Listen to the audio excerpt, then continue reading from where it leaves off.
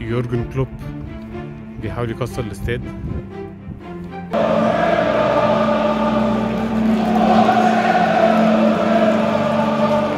بسبب الاحصائيات اللي اتكلمت عليها دي هتوقع ان ارسنال هيكسب الماتش 3-1. النهارده انا واخدكم معايا عشان نحضر واحد ممكن يكون من اقوى ماتشات الموسم بين ارسنال وليفربول في استاد ارسنال الاميريتس ستاديوم.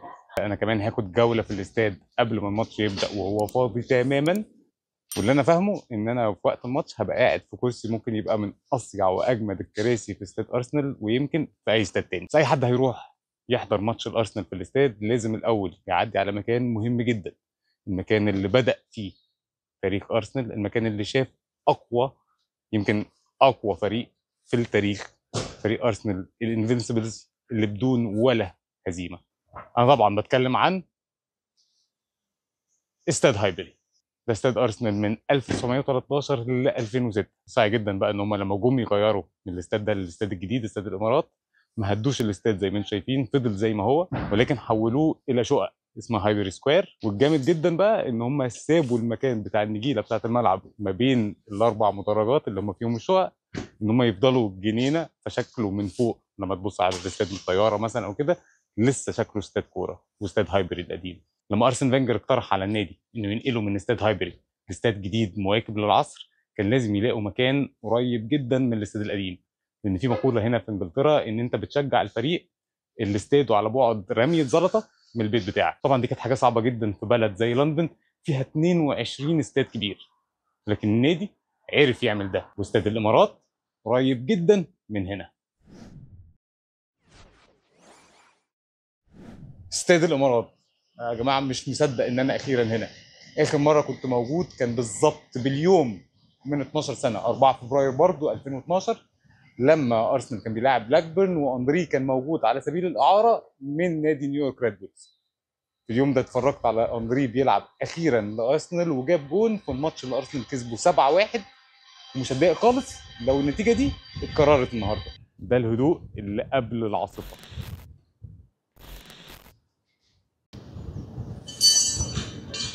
توني ادمز كابتن ارسنال من الثمانينات ل 2002، لما اخر ماتش لعبه جابوا الجون الاخير في الدوري اللي ارسنال كسب بيه الدوري. كسب معاهم 4 دوري، كؤوس بالهبل، وحتى كاس اوروبا الانديه ابطال الكاس. دانيس بيركامب الهولندي الطاير من احرف اللعيبه اللي لعبت لارسنال، وصاحب بصراحه احلى جون عمرنا شفناه في حياتنا لانه عمره ما اتكرر تاني.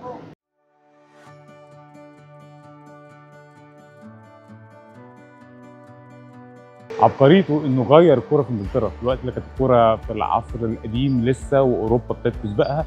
هو جه عمل مع النادي حاجات غيرت الكوره في الدوري كله، ومتهيألي بمساعده طبعا سير اليكس فيرجسون وصلت الدوري للي هو فيه دلوقتي. بس اكيد اعظم حاجه عملها هو موسم الانفنسبلز، موسم اللا هزيمه.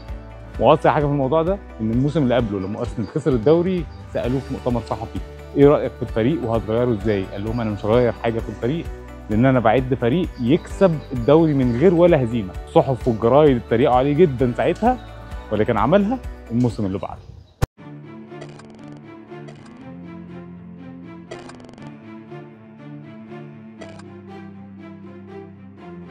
الملك طبعا تيري هنري. اول حاجه دلوقتي ممكن نعمل حلقه طويله جدا اتناقش فيها واقنعكم. تيري هنري احسن لاعب كوره في التاريخ، ما اسموش ميسي او رونالدو. عشان تتخيلوا بس هنري ده بالنسبه لي ايه، وابني صغير كده عنده 3 4 سنين اول ما ابتدى يلعب كوره جم قالوا لي ايه عايزينك تشوف معاه كده يحب يحط رقم ايه على الفانيلا بتاعته. طبعا بما اني ديمقراطي ما سالتوش وقلت لهم حطوا رقم 14 عشان اندري. لما الواد خد الفانيلا بتاعته وبص على الرقم قال لي ايه ده، الله ده رقم التيشيرت بتاعتي هو يوم عيد ميلادي. يا حبيبي ما انا عشان كده نقيته، وهي دي القصه اللي هنرجع نقولها لماما في البيت. ده بقى هربرت تشابمان، اهم شخص يمكن في تاريخ الكوره ومحدش يعرف عنه حاجه. كان مدير فني ارسنال في العشرينات والثلاثينات وكسب معاهم الدوري مرتين، وفي الثالثه مات في وسط الموسم، لا ومات قبل ماتش الارسنال الصبح وما قالوش للعيبه عشان يكملوا الماتش. ولكن اهم حاجه عملها ان هربرت تشابمان ده كان يعتبر اول مدير فني يعمل تكتيك وخطه في الكوره. قبله كانت تقريبا كل الفرق بتلعب بخطه 2 3 5، من الاخر هجوم بس، زي كده ايه عيال المدارس في الحوش. ولكن هيربرت شابمان جه عمل خطه 3 2 2 3 اللي بيسموها خطه الدبليو ام. من بعدها كل الفرق ابتدت تستخدم الخطه دي او نوع من الخطه دي. اهم حاجه الراجل ده عملها انه كان عنده هوس بان اللعيبه تشوف احسن في الملعب. هو اللي خلى كره القدم تتغير من اللون البني البرتقاني ده اللي كانت اللعيبه مش بتشوفه كويس للون الابيض اللي بنلعب بيه لحد النهارده. خلى ارسنال اول فريق في العالم لعيبته تحط ارقام على التيشيرتات من ورا عشان يعرفوا يشوفوا ويعرفوا بعض احسن. الحاجه اللي النهارده طبيعيه جدا، وعشان لعيبته تشوف بعض احسن غير لبس ارسنال من النبيتي الغامق الساده وفتح اللون خلاه احمر وعمل من الكمام بيضه عشان برضه يشوفوا بعض احسن. والهوس ده اللي خلاه يركب اضواء كاشفه في استاد هايبري بتاع ارسنال في الوقت اللي ما كانش فيه فرق خالص لا بتلعب ولا بتتمرن بالليل، واتقال له ان حاجه زي دي عمرها ما هتنجح. وفعلا لغايه ما مات ارسنال ما لعبش ولا ماتش تحت الاضواء الكاشفه. والقصه دي حصلت بس لاول مره في انجلترا في سنه 1950 بعد ما كان مات وشبع موت. انا دلوقتي هبدا اخد الجوله في الاستاد، وادوني سماعات عليها ارسنال، والجهاز ده ادهوني علشان هو اللي بيشرح لي التور ماشيه ازاي، الجوله ماشيه ازاي، وكل حاجه والمعلومات اللي بتقولها. انا هبقى بسمع واقول لكم.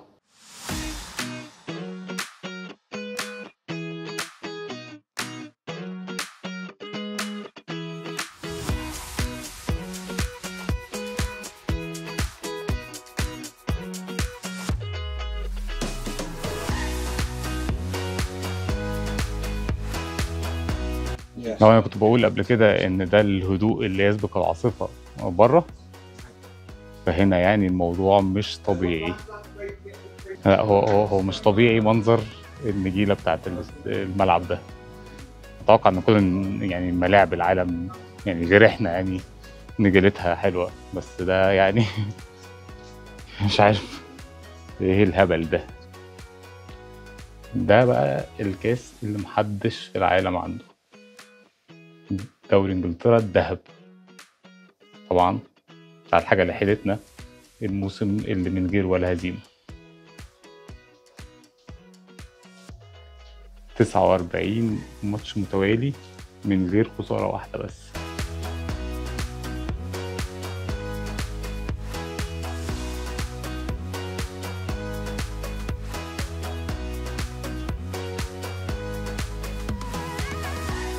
دي اوضه اللبس بتاعت ارسنال. يا نهار ابيض ايوه طبعا الوقت وقتنا، الموسم ده بتاعنا.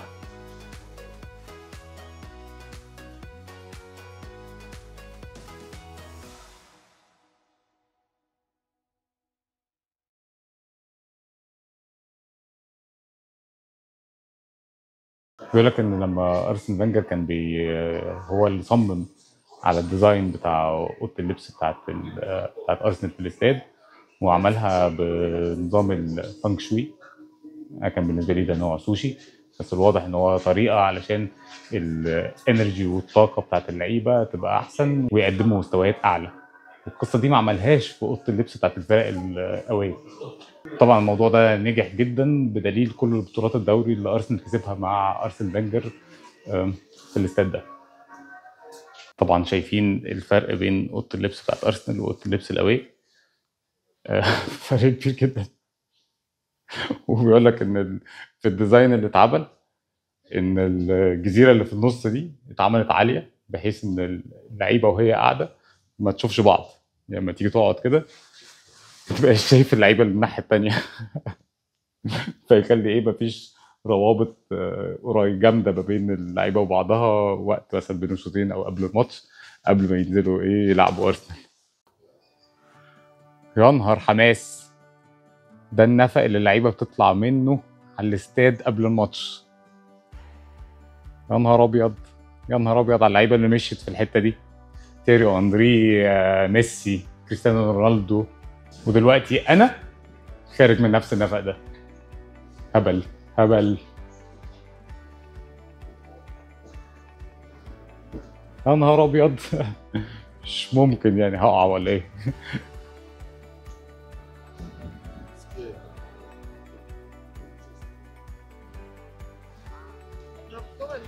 يا جماعه النجيله مش عاديه. مش ممكن يعني. حد هيشوف ملعب زي ده او نجيله زي دي هيقولوا انه عايز يعني يشوط الكوره جامد جدا، يجيب كوره في المقص تخبط في العارضه وتخش. انا لا، انا لما بشوف نجيله زي دي عايز اجري اتزحلق على ركبي زي ما بيعملوا كده 10 15 متر من غير ما يجي لي رباط صليبي.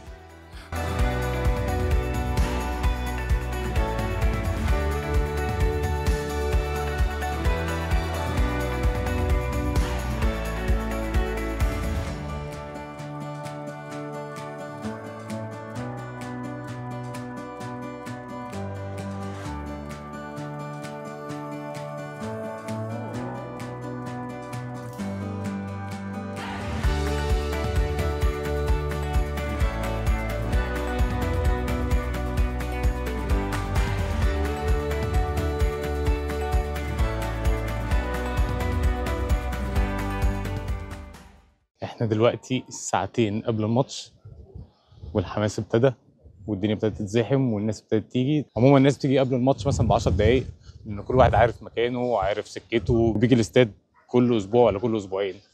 لكن في ماتش زي بتاع النهارده الدنيا ابتدت تتزحم بدري جدا ويلا بينا على الحماس.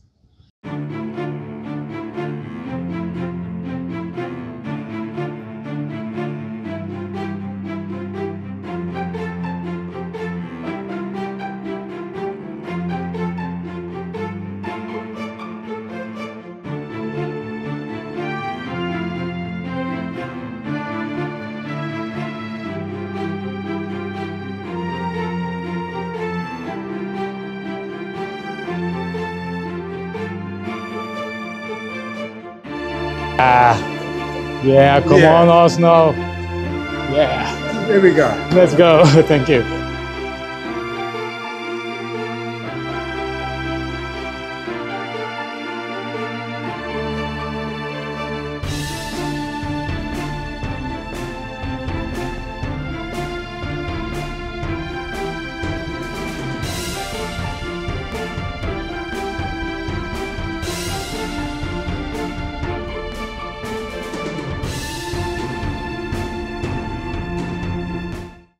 ده فيني السي او القديم بتاع ارسنال هيمشي في اخر الموسم وريتشارد جارليك هيجي مكانه. قاعد بيسلم على المشجعين قبل الماتش. والله لطيف منه يعني. المشجع ده خفيف اعمى يعني بس جاي يتفرج على الماتش. بصراحة برافو جدا جدا يعني، ريسبكت رهيب جامد. هو ده التشجيع بتاع بجد. لما فريق تبقى بتحبه هو ده التشجيع بجد. تعمل اللي ما يتعملش حتى لو ايه عشان تبقى موجود هنا وتشجع الفريق. لو ما عرفتش تصور واحنا طالعين يبقى شوفكوا فوق. يلا بينا. يا نهار ابيض، مش بقول يا نهار ابيض كتير قوي الحلقه دي، بس بصراحه مش مصدق نفسي. انا دلوقتي في مكان الكرسي بتاعي وانا قاعد في يعتبر المكان ده مثلا نقول ايه ثالثه شمال يعني، ولكن ثالثه شمال 5 نجوم. عندي الاوضه اللي ورا دي يعني انا وشويه ناس اللي قاعدين في المنطقه دي البوكس ده. عندنا قهوه شاي، في جرسون معانا هنا تحت الطلب، وعندنا الحمام بتاعنا والتلفزيون مشغل ماتش مانشستر يونايتد وويست هام كسبانين 2-0، بس ويست هام ضاغط يعني مقطعهم بصراحه. طيب نتكلم بقى في الكلام المهم. ايه توقعات الماتش ده؟ بصوا، من بدايه الموسم واضح قوي ان ليفربول زي ما قلت قبل كده كتير وباين جدا في عشوائيه في اللعب بتاعه. يعني بيفكرني شويه بارسنال الموسم اللي فات، ولو تلاحظوا نتائجه قريبه جدا من ارسنال الموسم اللي فات. زي دلوقتي السنه اللي فاتت ارسنال كان برضو اول الدوري بفارق 5 نقط، ومانشستر سيتي كان عنده ماتش متاجل وارسنال ما كانش خسر غير ماتش واحد بس. ونفس القصه مع ليفربول السنه دي. وعلى الناحيه الثانيه بقى ارسنال بالرغم من الكبوه اللي حصلت وقت راس السنه، فكل الارقام البينيه بتاعته وكل الاحصائيات بتاعته بتقول ان مستواه اعلى بكتير من النتائج اللي حصلت دي، وانه كان غير محظوظ تماما انه يخسر ال3 ماتشات دول. ولكن ماتش النهارده في توقيته ده مهم جدا جدا جدا. ليفربول لو كسب في رايي يبقى ارسنال خلاص بره المنافسه، ولكن ارسنال لو كسب هيرجع بشده للمنافسه على الدوري، وهيبقى منافسه ثلاثيه بين ارسنال وليفربول ومانشستر سيتي. واتوقع ان تاثير نتيجه زي دي مع تاثير اعلان كلوب انه هيمشي في اخر الموسم، ان ليفربول هيبتدي يقع الفتره اللي جايه. بسبب الاحصائيات اللي اتكلمت عليها دي هتوقع ان ارسنال هيكسب الماتش 3-1.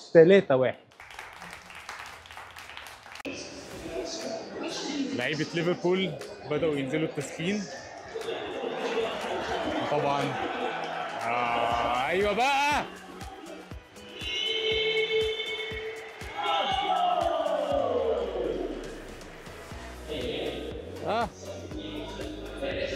يا نني ولا يسمعني طبعا في اخر الدنيا. قبل ماتش ارسنال عمل فيديو تحميس بقى للجماهير وكده، وكان عنوانه 60,000 زائد 11. 60,000 مشجع هم اللي ليهم دور الاول، وبعدين الفريق. انا كمشجع الارسنال متهيألي عملت اللي عليا وزياده، دبيت مشوار عشان ابقى من 60,000. دوروا الباقي على الاولاد.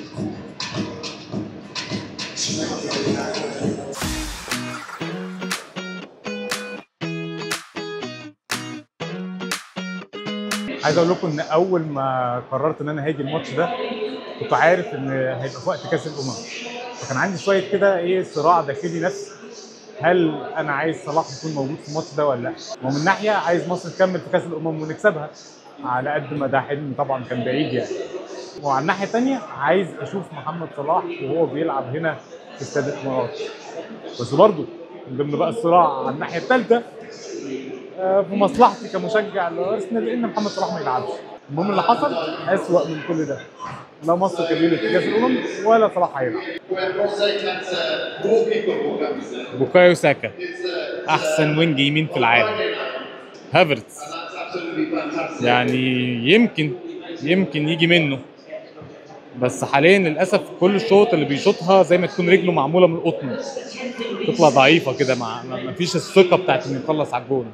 عايز والله اصور لكم لعيبه ليفربول بس الموضوع بعيد قوي ويطلعوا متكسلين يعني كلهم شبه بعض. ما اعرفش هو ده ابو شعر ده كيرتس جونز، ادي فان دايك. ايه طب من ايه؟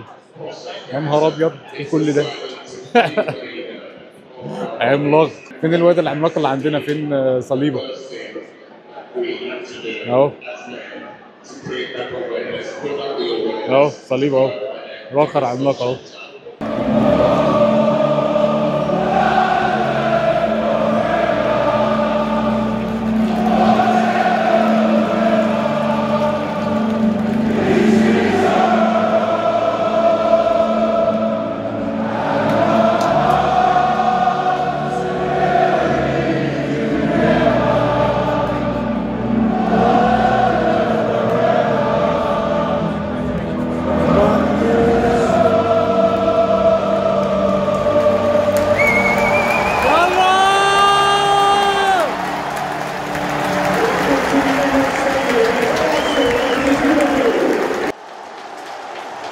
هجمة خطيرة، كاي هافرتز ما عندوش أي فكرة، بس ابننا بوكايو ساكا. يا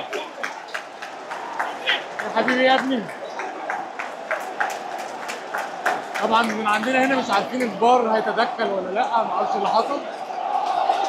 ارسنال ارسنال ارسنال ارسنال. ارسنال بيلعب بخطة نسبيا جديدة، ان اوديجارد شكله هو المهاجم وكاي هافرتز بيسقط لورا، وده عامل شويه خلل كده في دفاع ليفربول. والضغط شغال والكاونتر بريس بتاع ارسنال شغال كويس جدا على دفاع ليفربول، وبيقطع الكوره كتير. ليفربول على الناحيه الثانيه مش عارف لسه يمسك كوره، وواضح جدا ان هم عايزين يلعبوا على زينشينكو. طول ما هو مركز وبيدافع تمام، اول ما يبتدي بقى تركيزه يروح هنشوف هيحصل ايه.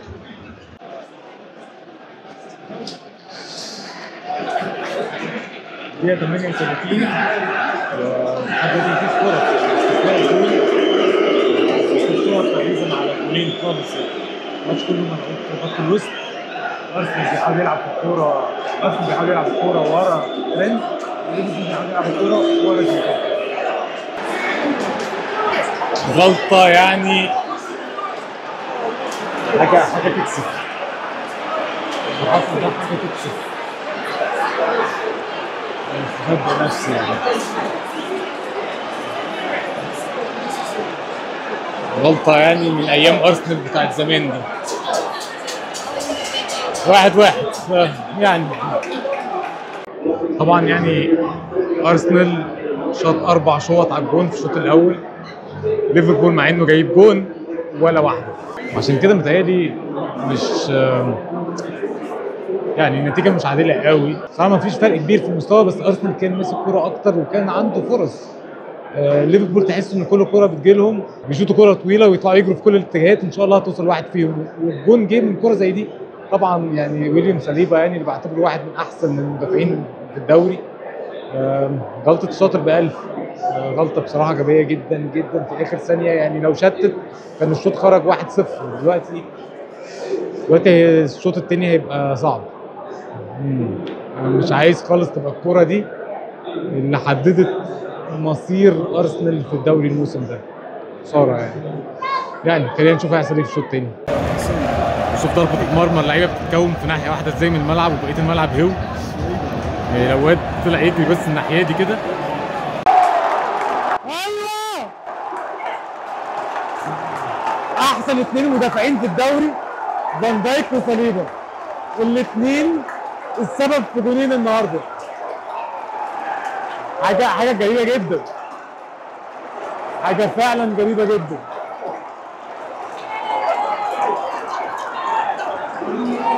لا مش مصدق نفسي يعني بجد. احسن اثنين بدون مبالغه، يعني فان دايك وصليبا هيبقى فان دايك الجديد، والاثنين غلطوا النهارده. بقول الشوط الاول ان اللعب كله في ظهر ترينت من ناحيه ارسنال، واللعب كله في ظهر زينشينكو من ناحيه ليفربول. غريب جدا ان الشوط الثاني الاثنين خرجوا، فكانه ماتش ثاني خالص الشوط الثاني. طرد كوناتي، تاني مرة يعمل فاول مع هافرتس، والانذار التاني وطرد. دقيقة 87 يعني مش فاضل كتير. هافرتس النهارده عامل دور الهولد اب سترايكر بصراحة ممتاز. كان المفروض بس يجيب الجون اللي ما جابوش ده. الماتش ابتدى يبقى فيه منكش كده، شوية لبش، اللعيبة ابتدت تزق بعض، واللبش بتاع فرقتين بينافسوا على الدوري يعني. بس ارسنال وهو بيلعب الضربه الحره في وسط الملعب كون من اللعيبه كلها في ناحيه واحده بس من الملعب، بقيه الملعب فاضي. وصل مجهود رهيب فردي. ايوه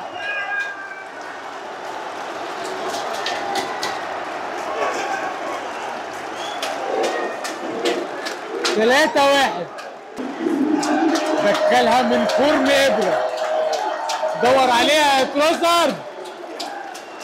خلاص الدقايق الاخيره في الماتش وارسنال هيعلن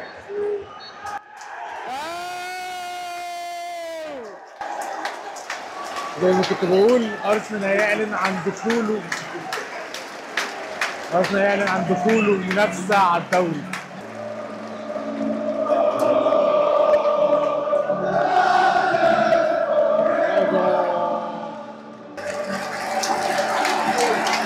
ايوه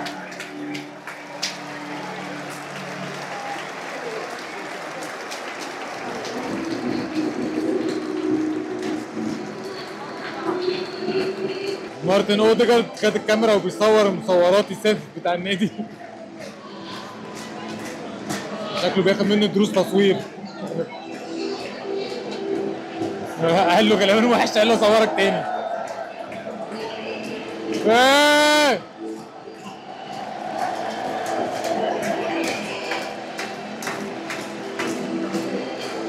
كابتن والله، كابتن وابن النادي.